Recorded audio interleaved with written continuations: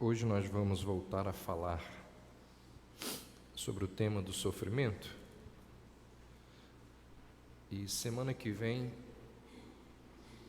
eu não estarei aqui, estarei pregando em outra igreja, de forma que daqui a 2 semanas eu então vou retomar nesse tema que a gente vai falar hoje, voltar a falar hoje. Então, Lucas 23, um texto bem conhecido, e fala aí da crucificação, a partir do verso 33. Quando chegaram ao lugar chamado Calvário, ali o crucificaram, bem como aos malfeitores, um à direita, outro à esquerda. Contudo, Jesus dizia: Pai, perdoa-lhes, porque não sabem o que fazem. Então, repartindo as vestes dele, lançaram sortes. Até aí. Vamos orar.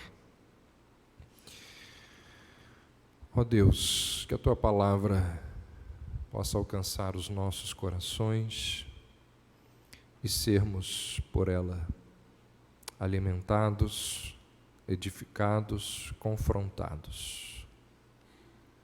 Nós assim te pedimos, em nome de Jesus. Amém. Você já ouviu em inúmeras ocasiões, já leu várias vezes nas Escrituras, provavelmente já viu filmes que destacam, ressaltam todo o sofrimento pelo qual Jesus passou. Sofrimento este que veio a ele de forma injusta, sofrimento este que ele não merecia, que era meu, seu, nosso. E diante de todo aquele contexto de dor, tristeza, humilhação, diz o texto que Jesus vira-se para o Pai e faz uma oração. Algo assim impressionante. Ele vira para o Pai e diz, falando acerca daqueles que estavam trazendo a Ele todo aquele sofrimento e toda aquela dor, Jesus diz ao Pai: perdoa-lhes. Porque o que eles estão fazendo, se eles soubessem, eles não fariam. Perdoa-lhes, porque eles não sabem o que estão fazendo, por que estão fazendo.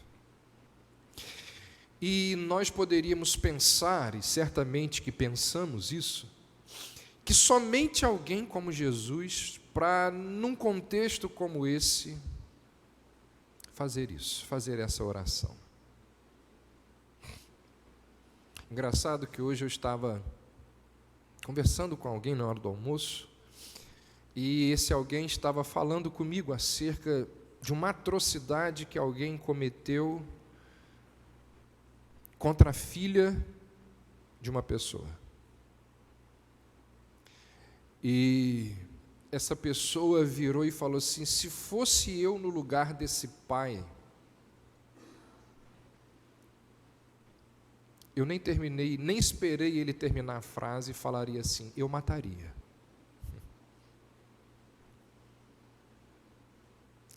Diante da atrocidade descrita.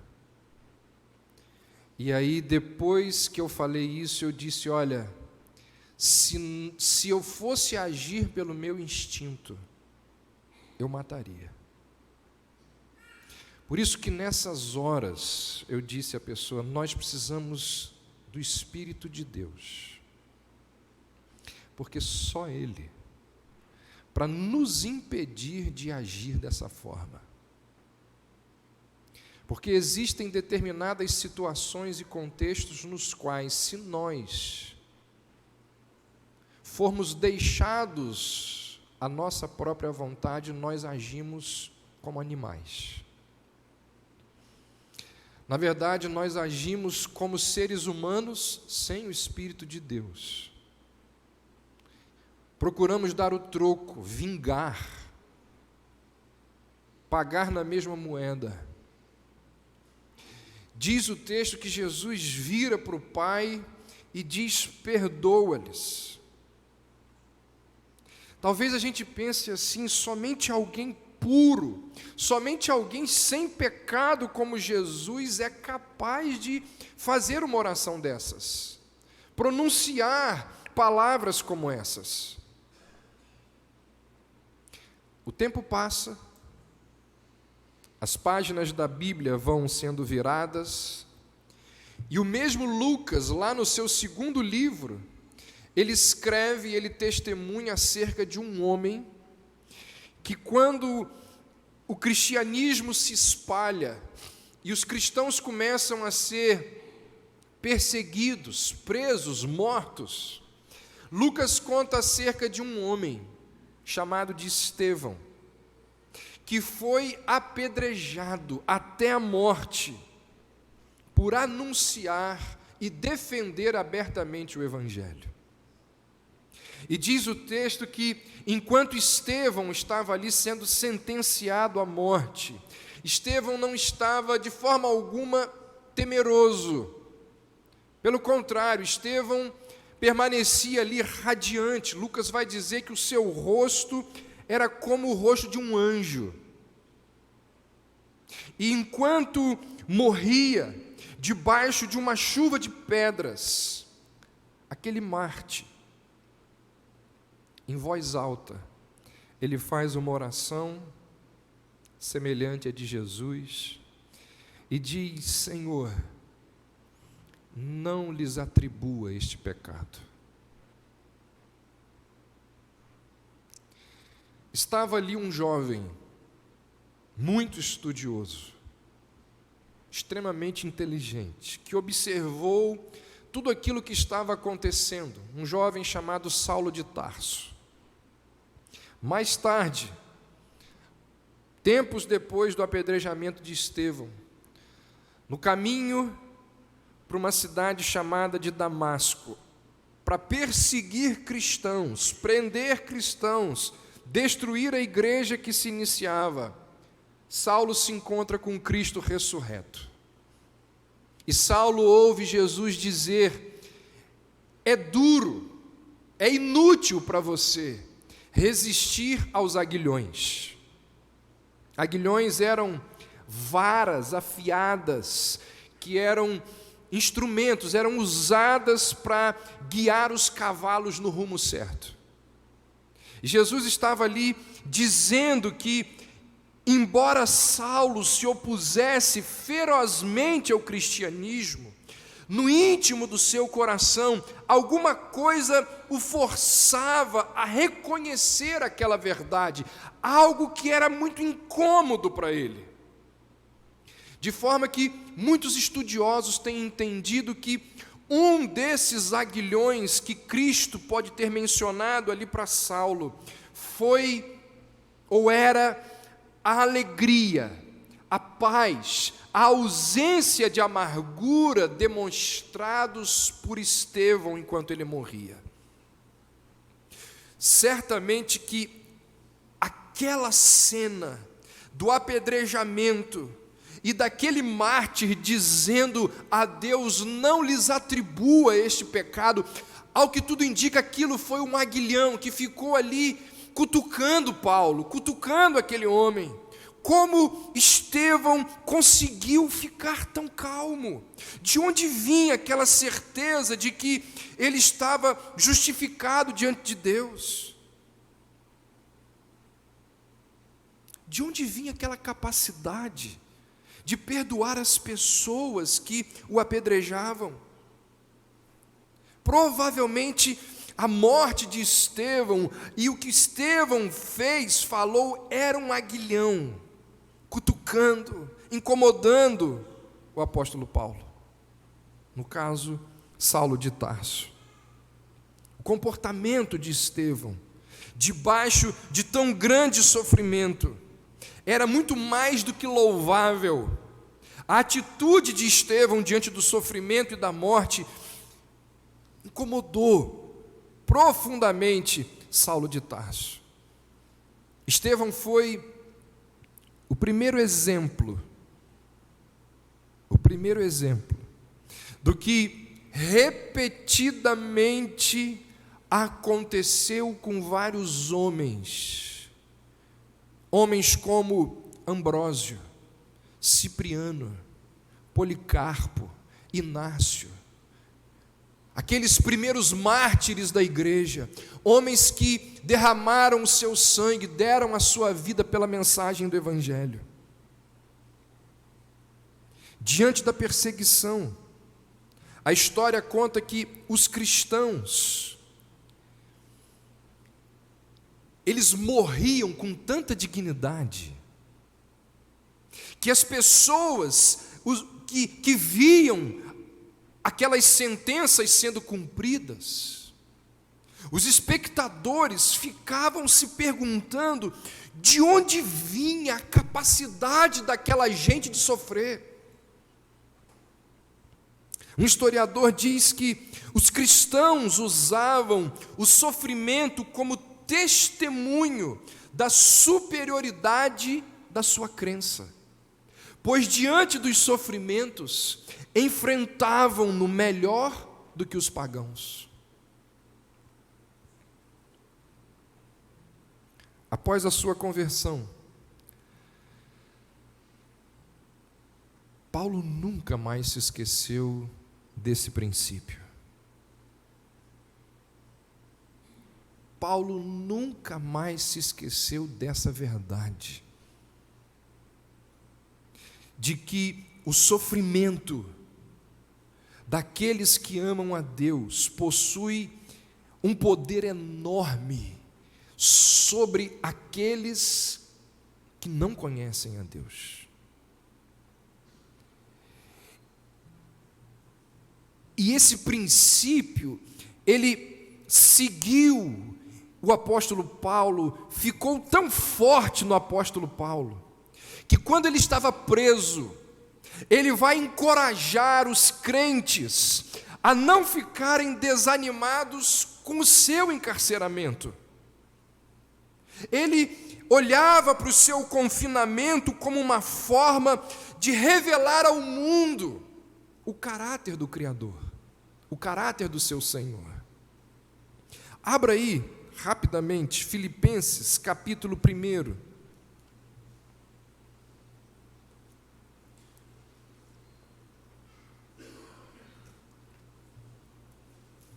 Filipenses 1.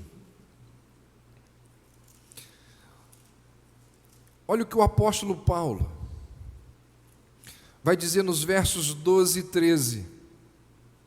Quero que saibam, irmãos, que aquilo que me aconteceu,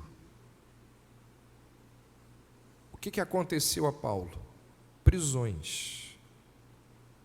No caso aqui ele está preso. Mas tudo que envolveu, todo o sofrimento por trás dessa prisão. Quero que saibam, irmãos, que aquilo que me aconteceu tem antes servido para o progresso do Evangelho. Como resultado, tornou-se evidente a toda a guarda do palácio e a todos os demais que estou na prisão por causa de Cristo. Suportar o sofrimento com paciência.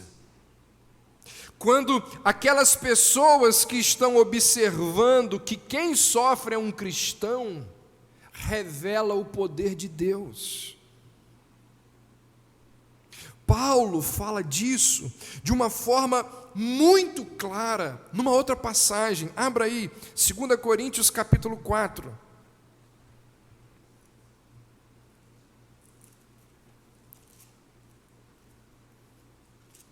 Ele vai dizer aí no verso 10, trazendo sempre no corpo o morrer de Jesus, ou seja, o sofrimento, para que também a sua vida se manifeste em nosso corpo.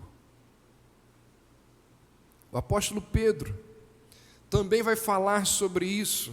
Ele vai dizer: digno de louvor é o fato de alguém suportar tristezas, sofrendo injustamente por causa da consciência para com Deus. 1 Pedro 2,19.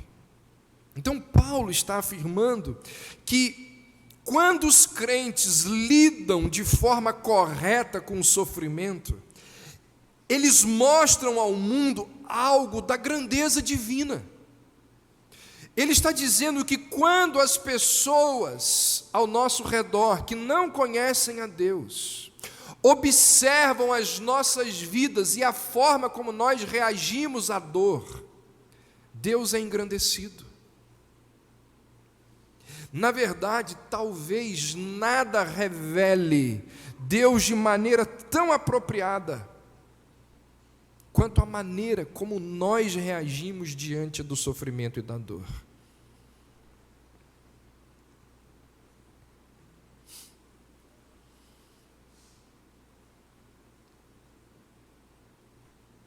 Ontem alguém me contou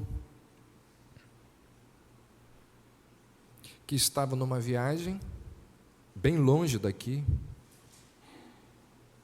e um dos seus familiares estava passando mal, ficou internado de forma seríssima, gravíssima.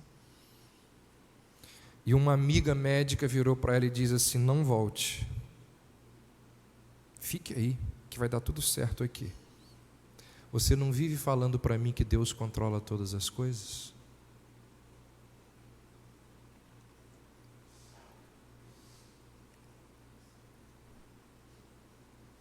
Está sob controle, não precisa voltar. Agora eu quero ver se você realmente crê nesse Deus que controla todas as coisas. As pessoas nos observam, e segundo as Escrituras, um dos melhores instrumentos de testemunho àqueles que estão nos observando é a forma como nós reagimos diante da dor.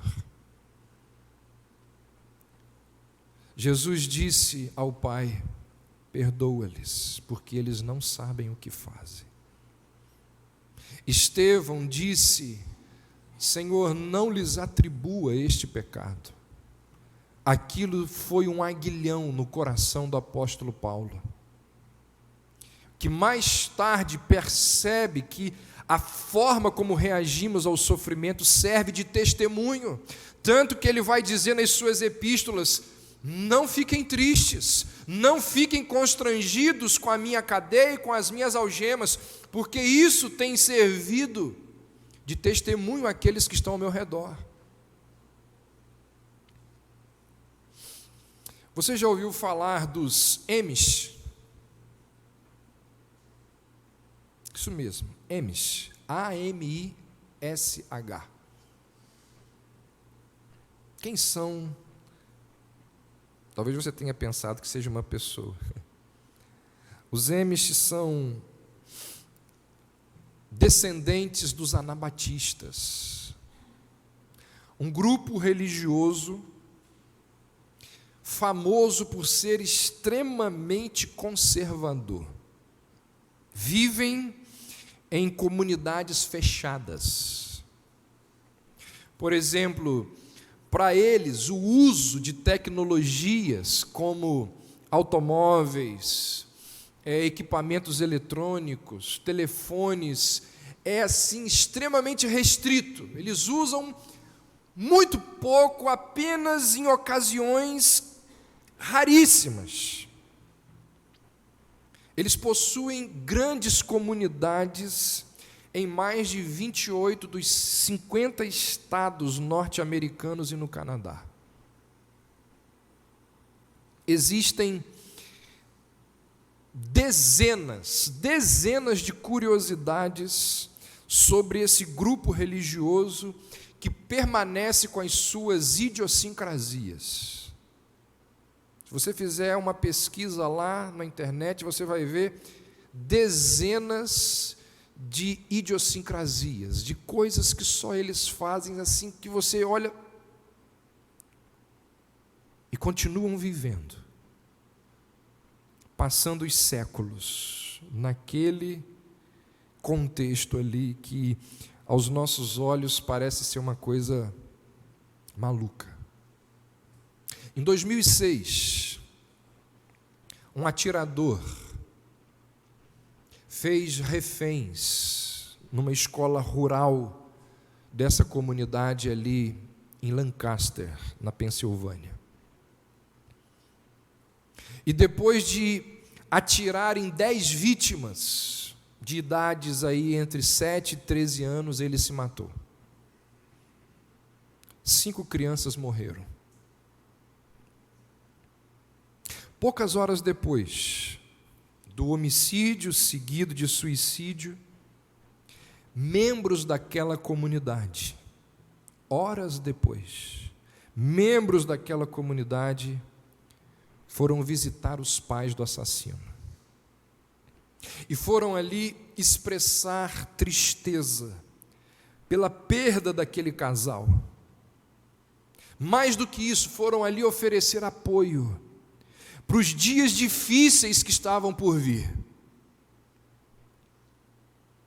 Quando o atirador foi enterrado, a viúva e os 3 filhos do atirador ficaram extremamente surpresos ao perceber que mais da metade dos presentes eram da comunidade Amish.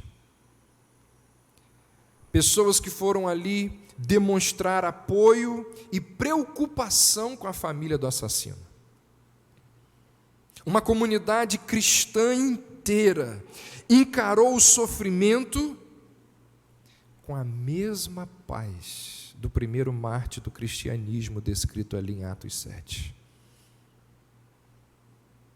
A compaixão daquela comunidade para com a família do atirador virou assunto em todo o território americano. A maneira com a qual eles lidaram com o sofrimento foi um testemunho poderoso da fé daquelas pessoas. Foi um testemunho da graça de Deus, da glória de Deus, do Deus a quem eles seguiam. E é interessante que o testemunho daqueles cristãos foi algo tão grandioso, que muitas pessoas, muitos céticos, muitos liberais sentiram necessidade de silenciar aquele testemunho. E eles usaram várias ferramentas para tentar silenciar o testemunho daquela comunidade cristã. Uma dessas ferramentas foi a criação de um filme. Fizeram um filme sobre aquela tragédia e criaram uma personagem chamada Ida Graber, que era uma suposta mãe Amish que perdeu uma filha naquele dia, que era a mãe de uma das 5 crianças assassinadas. E no filme, essa mãe vive tão cheia de dúvidas, de angústias, de raiva contra Deus, que ela se sente incapaz de perdoar o atirador e ela quase abandona a fé.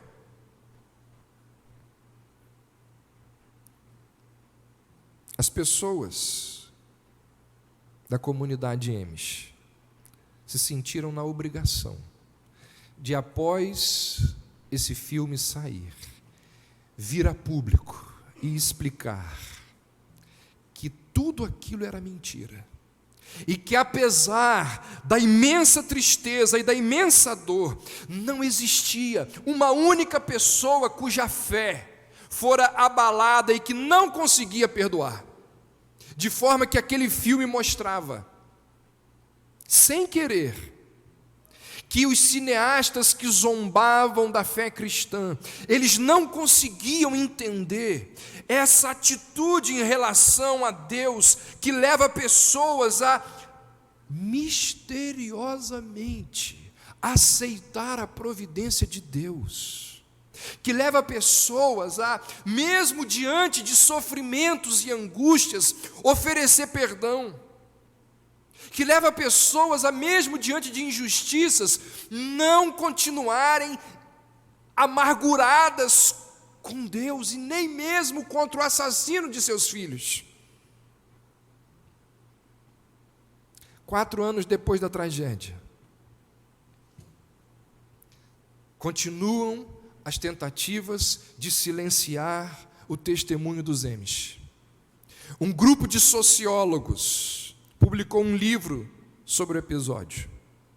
E uma das conclusões mais importantes a que eles chegaram foi que, provavelmente, a sociedade ela é incapaz de produzir pessoas que sejam capazes de lidar com a dor e o sofrimento como os Amish. Alguns comentaristas americanos tentaram explicar o amor dos Amish como aquele algo de bom, de melhor que existe no ser humano, ignorando completamente as raízes cristãs do ato daquelas pessoas. E aí, quando eles olharam para a reação, eu digo a comunidade, quando eles começam a olhar para a reação de vários setores da sociedade americana, sociólogos, jornalistas, cineastas, os líderes daquela comunidade, vêm a público e dizem o seguinte: a nossa capacidade de perdoar se baseia em 2 coisas. Primeiro, na meditação contínua e constante do perdão de Cristo àqueles que o torturaram e o mataram. Eles disseram, constantemente nós estamos lembrando do perdão que Cristo oferece àqueles que o torturaram e o mataram. Eles dizem o seguinte: olha, no cerne da nossa fé, no centro da nossa fé, existe um homem morrendo pelos seus inimigos. E aqueles que são membros da nossa comunidade falam, cantam e celebram o fato de que Cristo morreu por pecadores, por inimigos, de forma que eles também são convidados a oferecer perdão, mesmo àqueles que matam os seus filhos.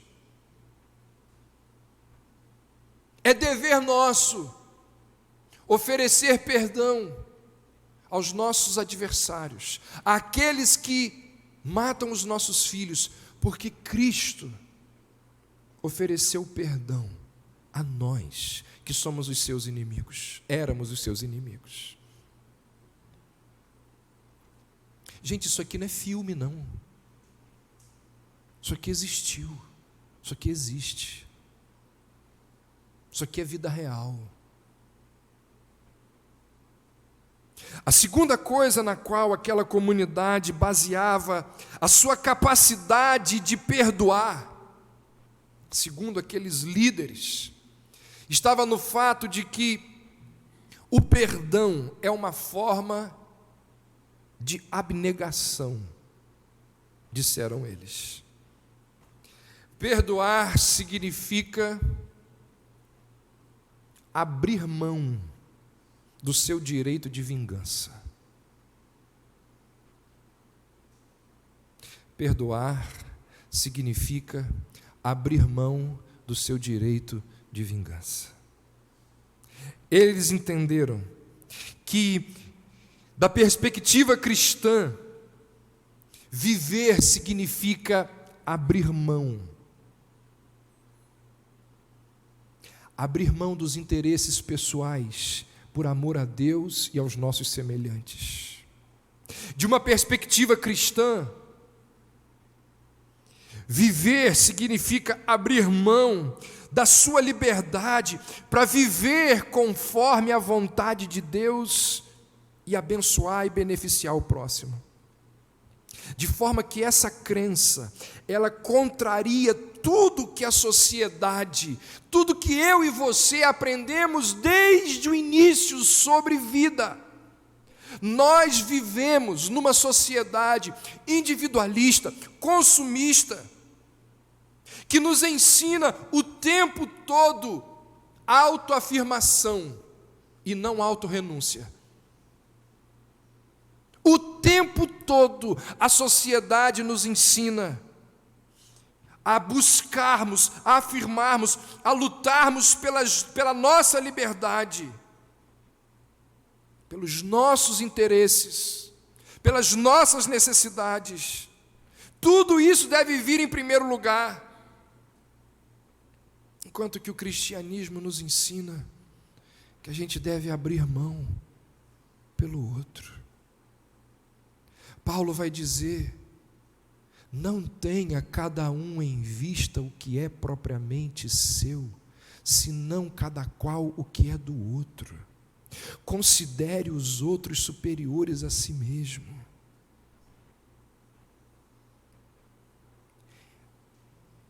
Eles não brincam de ser cristãos.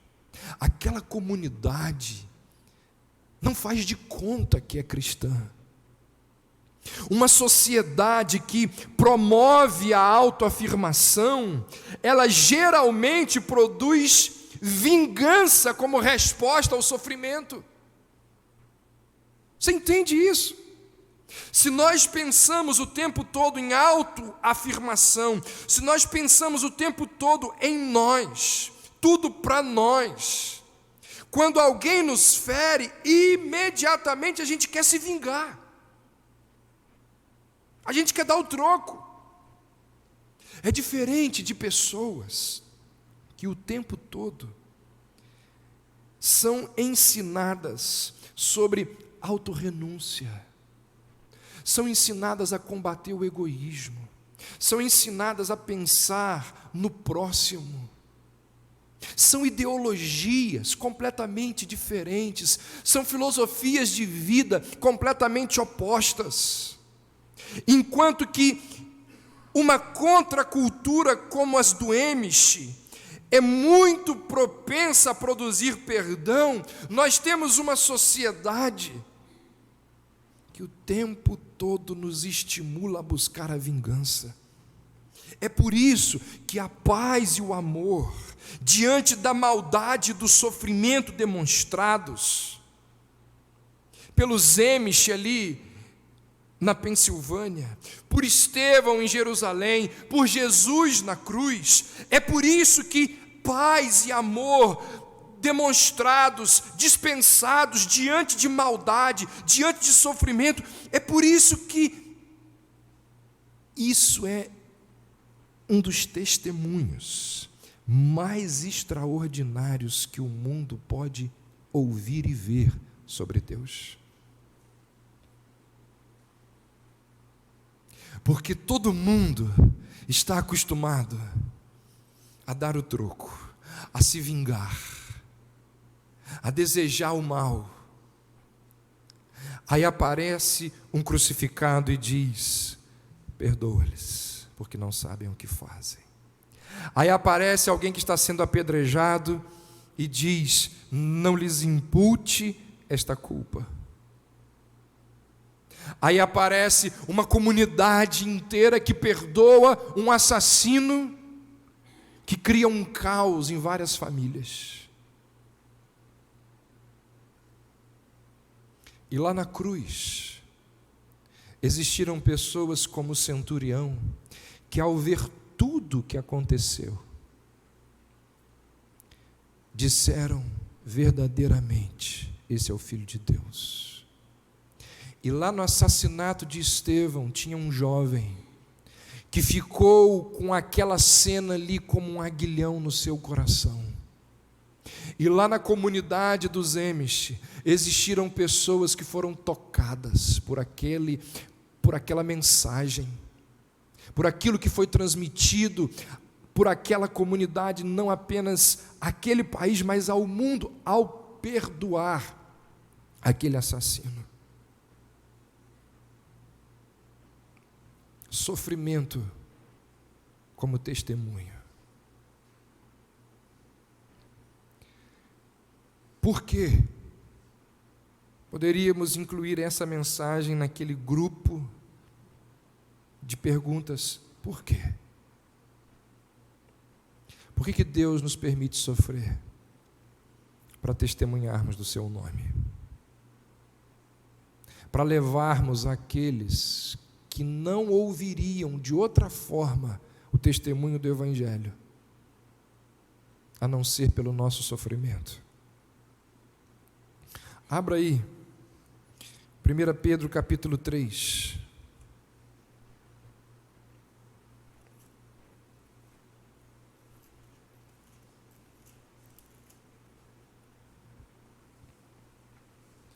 Verso 15, Pedro diz: antes, santificai a Cristo como Senhor em vosso coração, estando sempre preparados para responder a todo aquele que vos pedir a razão da esperança que há em vós. Eu pergunto para você,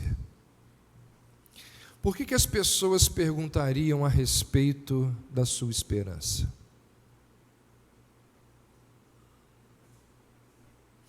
Que estilo de vida nós devemos ter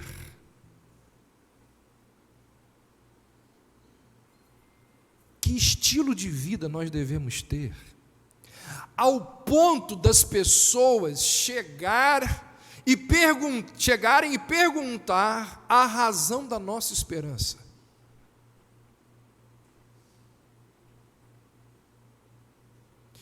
Pensa no seguinte: se a nossa segurança, estabilidade, felicidade no futuro é depositada nos mesmos instrumentos do mundo, alguém vai perguntar a nós sobre a nossa esperança? Se a nossa estabilidade, segurança e felicidade está depositada nos mesmos instrumentos do nosso colega de trabalho, do nosso vizinho, das pessoas com quem nós convivemos na nossa família que não são cristãs, não existirá uma esperança fora do comum para as pessoas, para serem vistas pelas pessoas, para as pessoas olharem para nós a ponto de perguntar: por que você é assim?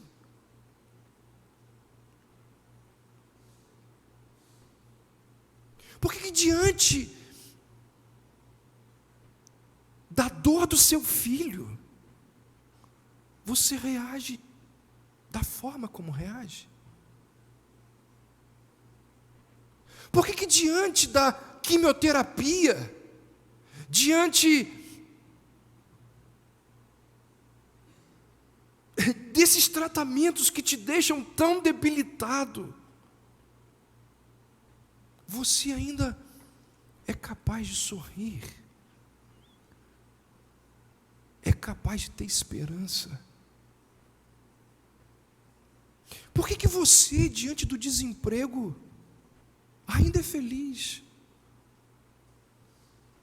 Por que você que não vai para Guarapari, por que você que nunca viajou para a Europa, por que você que ganha 2 salários mínimos, vive de aluguel, por que você que não tem carro do ano, por que você é feliz? Que motivos você tem para ser feliz? Esperança.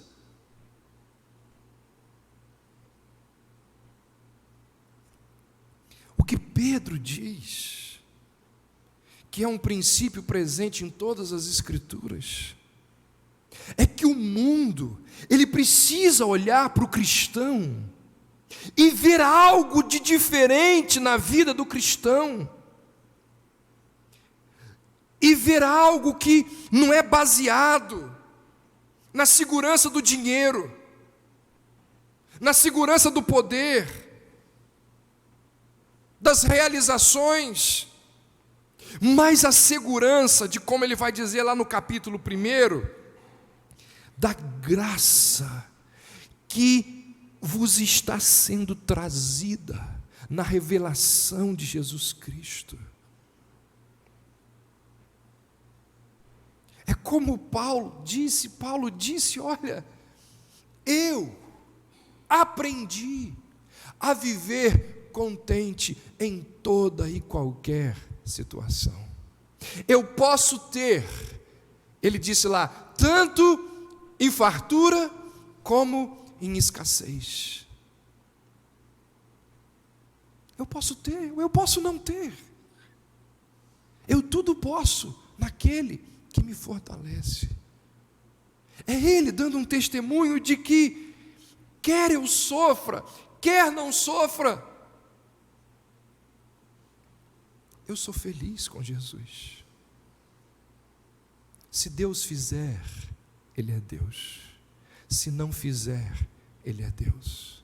Se a porta abrir, Ele é Deus. Se ela fechar, Ele é Deus. Eu vou reagir diante do infortúnio de forma que aqueles que presenciam a minha dor terão motivo para me perguntar, para me arguir sobre a esperança que há em mim. É a fidelidade de Deus sobre todas as outras seguranças que nos liberta para nos alegrarmos na medida em que, como Pedro vai dizer, somos coparticipantes dos sofrimentos de Cristo. Então, deixa eu lhe dizer uma coisa. Alegria no sofrimento por causa de Cristo traz um testemunho muito maior do que gratidão na riqueza.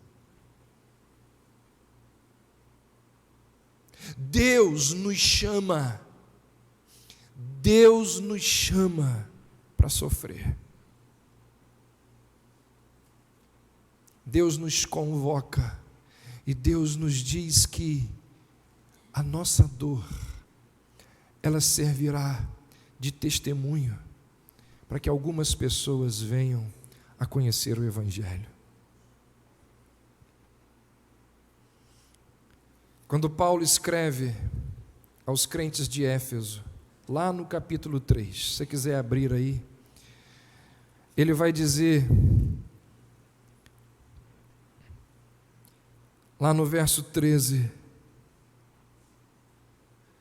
portanto vos peço que não desfaleçais nas minhas tribulações por vós, pois nisto está a vossa glória. Paulo está dizendo, as minhas tribulações são a vossa glória. Por quê? Por que ele fala isso? Porque é assim que funciona. Talvez você nunca tenha reparado isso, mas na Bíblia, sofrimento e glória andam de mãos dadas. E são muitos os textos bíblicos que comprovam o que eu estou falando aqui. Eu não vou pedir para você abrir por causa do nosso tempo, mas eu vou ler aqui, alguns são famosos. Perceba o seguinte, Romanos 8, 17 e 18, se somos filhos, então somos herdeiros, herdeiros de Deus e co-herdeiros com Cristo.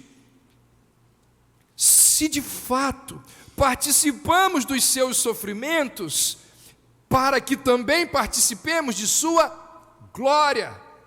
Considero que os nossos sofrimentos atuais não podem ser comparados com a glória que em nós será revelada. Paulo vai dizer em 2 Coríntios 4, os nossos sofrimentos leves e momentâneos, eles estão produzindo para nós um eterno peso de glória.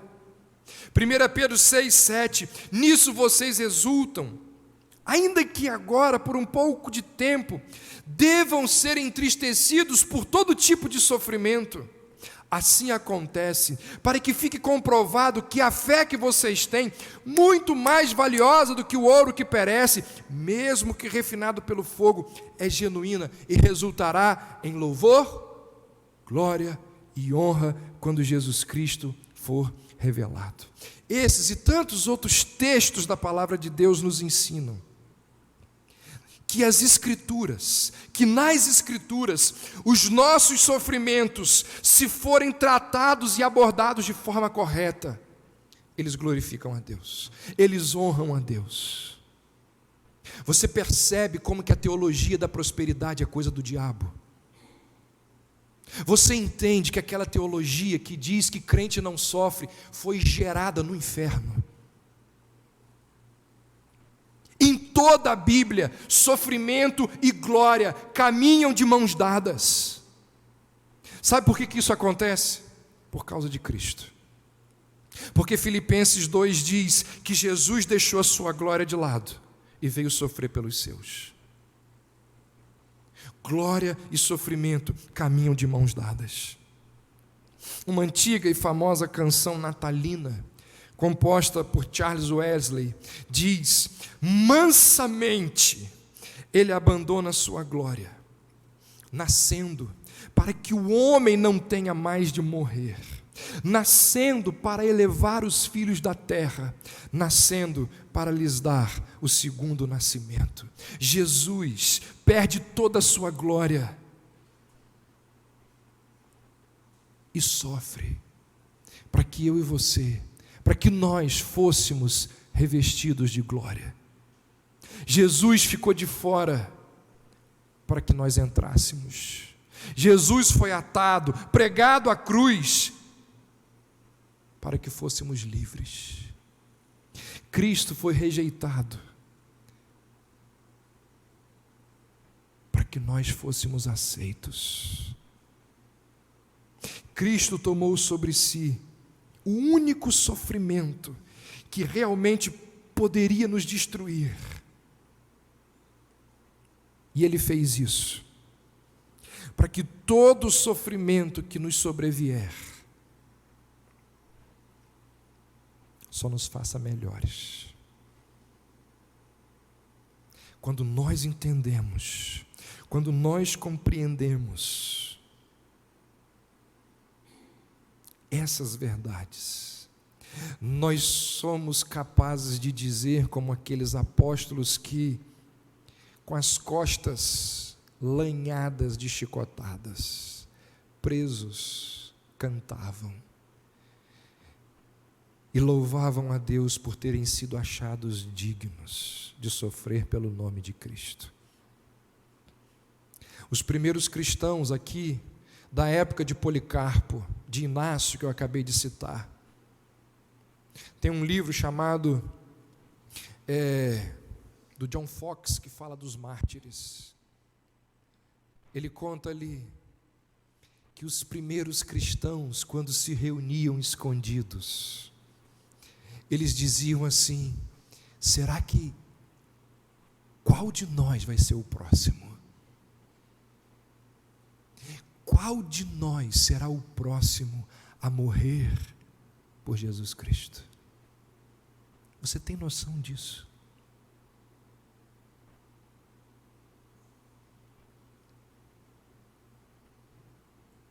Você tem noção como o seu cristianismo é michuruca?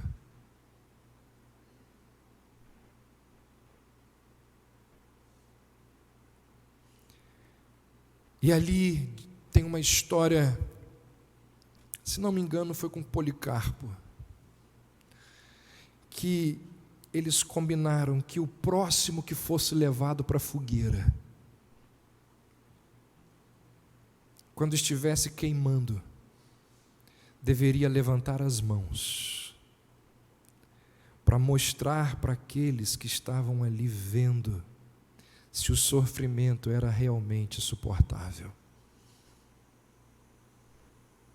E conta-se que quando Policarpo foi para lá, se não foi ele, foi o outro, mas eu acho que foi ele. Ele não apenas levanta as mãos, mas ele começa a cantar, incentivando os seus amigos que ali estavam, mostrando para eles o privilégio de sofrer por causa de Jesus. O sofrimento, quando encarado de forma correta, ele nos faz melhores. Lembra que um pedaço de carvão debaixo de pressão se transforma num diamante. Diamantes nascem da pressão. Diamantes era carvão. O sofrimento de quem está em Cristo apenas transforma estas pessoas em pessoas melhores. Quem realmente é de Cristo, diante da dor e do sofrimento, se transforma em alguém mais nobre. Jesus Cristo sofreu não para que jamais sofrêssemos, mas para que quando sofrermos, sejamos como Ele. O sofrimento de Cristo resultou em glória. A mesma coisa aconteceu com Estevão, a mesma coisa aconteceu com Paulo.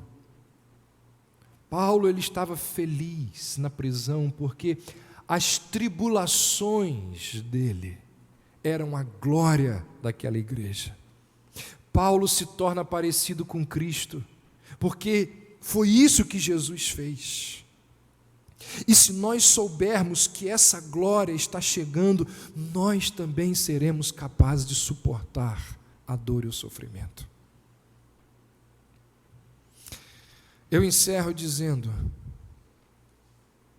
poucas coisas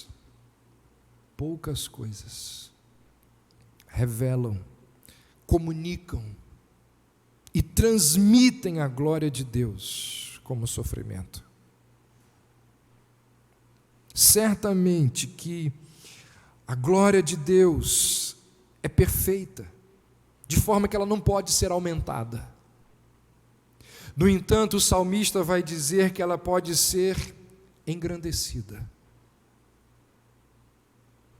E se Deus for tratado como Deus na nossa dor e no nosso sofrimento, então o sofrimento revelará e apresentará ao mundo o nosso Deus em toda a sua majestade.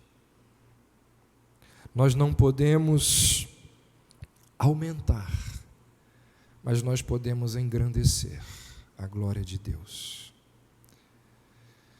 Que o Senhor nos ajude a, quem sabe, um dia sermos capazes de, como Jesus, de como Estevão, de como Zêmis, dizer àqueles que nos maltratam: perdoa-lhes, Pai, não lhes atribua este pecado.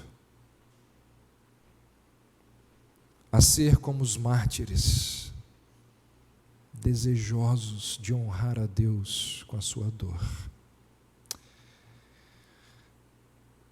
Só Deus para fazer isso na gente, mas Ele faz. Que o Senhor nos abençoe e que, ao participarmos agora desse momento de ceia, venhamos a celebrar, a louvar a Deus pelo sacrifício de Cristo e a pedir que Ele também nos dê condições de, em nome dEle, sofrer por causa de Jesus. Amém.